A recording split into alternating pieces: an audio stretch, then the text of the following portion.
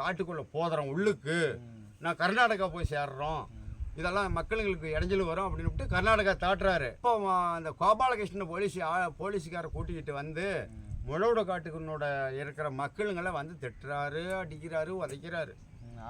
ஏன்டா வீரப்பன் வந்து இவ்வளோ நாளாக கல்யாணம் பண்ணி வைக்கிற வரைக்கும் நீங்கள் வீரப்பனை வச்சுக்கிட்டு இவ்வளோ தூரம் பண்ணீங்களே அப்படின்னு அவங்க ஆட்டை பிடிக்கிறது, மாட்டை பிடிக்கிறது, அவன் 10 போலீஸ் வைக்க வேண்டியது, அங்கேயே உலைய வைக்கிறது, சோத்தாகிறது, ஆட்டை வெட்டிக்கிட்டு அவங்கட்டாண்டி ஷார் கழித்துங்கிறது, அவங்க ஆட்டியை பிடிச்சி இப்படியே இருக்குதுன்னு சொல்லி ஒரு மாதம் ஆச்சா.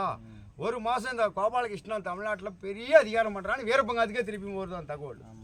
அப்போ என்ன பண்ணுறான் வீரப்பன், அப்போ திருப்பி அவர் கும்பலை கோட்டிக்கிட்டு அவன் என்ன பண்ணுறாரு, அவன் இவ்வளோ தூரம் பண்ணிவிட்டான், நான் ஒரு பேட்டி கொடுக்குறேன் அவனுக்கு, சரியானபடி காலு தானே, வாடா சொர்க்காமுடு வழியில் நிற்கிறேன் நான், நீ தமிழ்நாட்டு போலீஸ் தானே, உனக்கு தேவைப்பட்ட ஆளுங்களை கூட்டிக்கிட்டு வா, நாம் 2 பேரும் போர் பண்ணலாம், செவிச்சே இனி ஜெயிச்சுக்கிட்டு போகலாம், நான் ஜெயிச்சுட்டு போகிறோம்.